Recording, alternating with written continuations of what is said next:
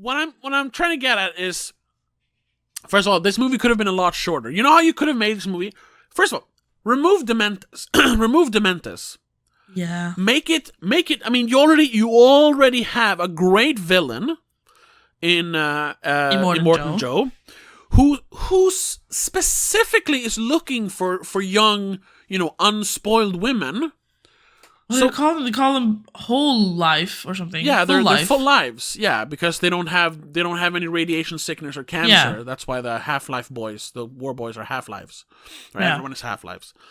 But yeah, so that's actually, like, in a way, once again, what makes him such a good villain is that at his core, he is trying to save humanity.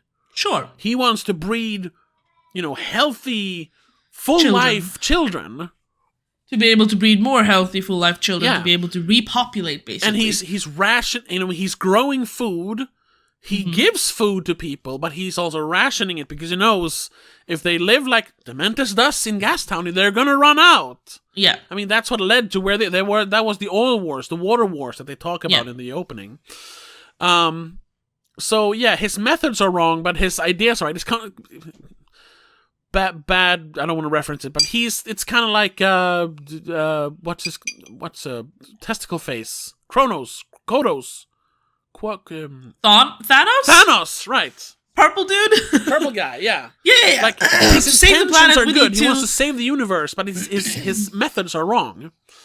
But yeah. I'd say Immortan Joe is more interesting and cooler, but whatever. Doesn't matter. Yes. He has more interesting methods. Yeah. What is Dementus? He's just a guy that rides around and takes things. Deranged. I wanted to make a fun way of his name, but it didn't work.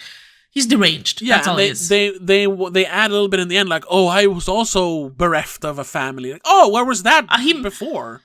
He mentions that earlier, that he had 2 children. That's what his teddy bear is from. But but he never feels like, I never sympathize with him as a character. No.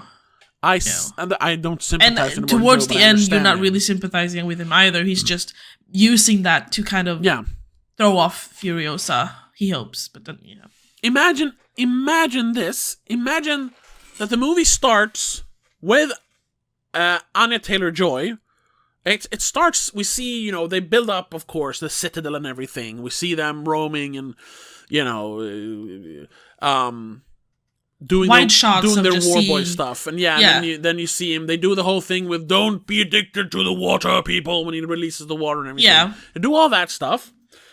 And then they cut to the whole when they're trying to race up the car in the sandstorm. That's when we first see Anya Taylor-Joy as Furiosa. She jumps on the thing because she's the lightest person, so she jumps on, like in this one, but Anya Taylor-Joy instead. Yeah, and that's when they start to build her character, and we all know it's Furiosa, but for the sake of the story, like, who is this go-getter girl? And maybe they even have, I guess that would be too cliche them, but maybe they have where she like fends off some war boys trying to have her, have their way with her or something. And maybe not war boys, but some of the mechanics or something. Yeah, sure. And that's why Praetorian Jack like gets his eye on her. Like she's a fucking warrior, Yeah, I need her. I need you on my war rig. And during this, we have flashbacks to when she was stolen by Immortan Joe, because he went to the place with all the women, the Vovalini. He wanted healthy, full life women. So he would be the perfect villain to go there. But he manages to capture a few of them, kills the rest, and then we can still have like inserts of seeing how the wives are being treated. Yeah, because at first she is a wife. Turns out though, She can't produce children, not even healthy children. She's barren. And isn't that a thing in Fury Road? That they mentioned that? No. Maybe I made that up in my head. They mentioned that the land is barren. When they go back to the green place, you remember the trees in the swamp? You just passed it. She's No, but and they're about to, because she's barren. I don't think you produce milk. Maybe you do. I'm not sure. No. Yeah. No, because there's no reason. You could, but you wouldn't. Yeah. Like, so she's most of the times you wouldn't. Yeah, so she's useless. And they're like, oh, I'll just fucking get rid of her then. But then Praetorian Jack steps in, trying to make him more of a character, maybe? Yeah. And he's like, no, I could use her on the war rig. Like, she's proved herself in other things. Yeah. And then we have... Or maybe she proves herself, obviously, like, yeah, no, I can still work. Yeah. And then, instead of their relationship being romantic? No. Yeah, it's still romantic. But it's not a montage. Oh, right, yeah. We actually spend, instead of introducing him an hour into the movie, he's introduced half an hour in, and we spend the next half hour developing their characters and their relationship, and she tells him what she's doing here. Yeah. And then we have the rest of the movie as it is.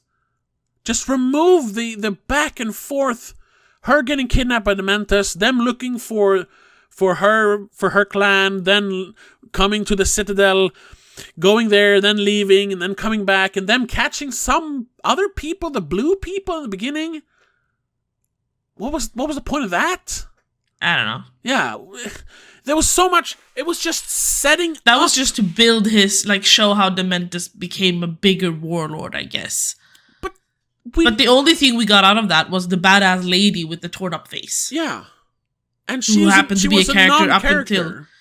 but she was, like, always on his side up until the very end, basically. Yeah, but that's it. She didn't say anything. She didn't do anything. Yeah. She was just a face. Yeah. I don't even know. I couldn't find the actress. Like, I couldn't single her out. Yeah. No.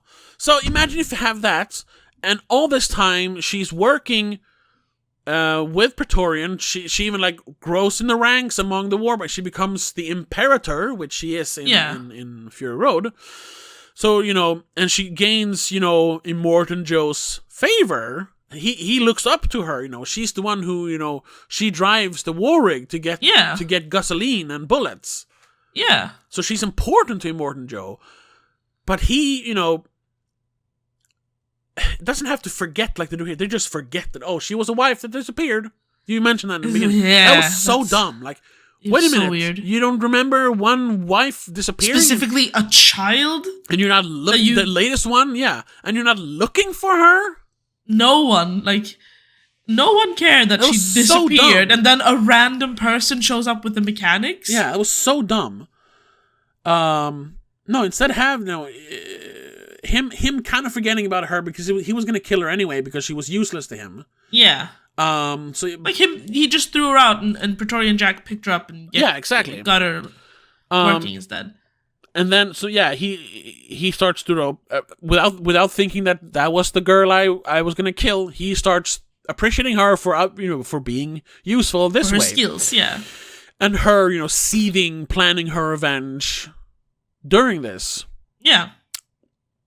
And maybe even have them, maybe not have this be as simple as a revenge story, but in the end, they're like instead of killing him, how about you just escape? Take the wife. Praetorian doesn't have to die halfway through the movie.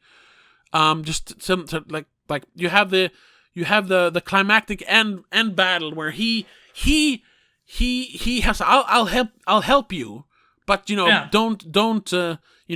don't waste your life on trying to kill Immortan. Do something good instead. Which is then to save the wives. Yeah. Yeah. So I guess then because then she wouldn't be. Then you would need another villain for Immortan to fight against, so she can fight for Immortan in the end.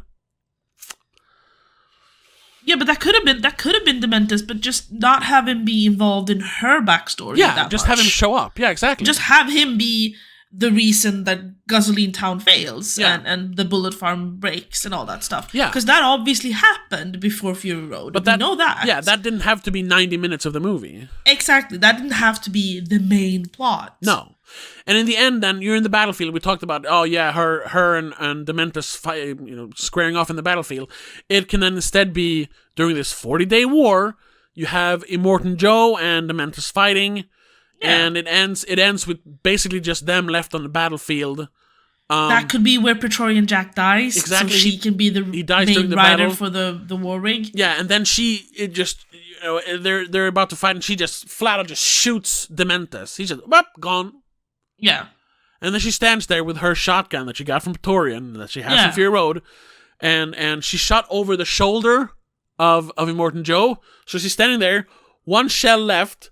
She could shoot has him down the sights. Yeah, he turns around, and she starts trembling. This is my fucking chance. But no, that's not the point. Because if she shoots him now, the rest of the war boys are gonna kill her. Exactly. And then she will never be able to get to the wives. Yeah. So she's standing there trembling, and he just goes, "Well done, Imperator. You are my greatest warrior." And she has to kind of... Furiosa! And then they have the war boys shouting her name. And instead she has to be embraced by the man she hates. Can we fucking write you build a proper into script? Fury Road.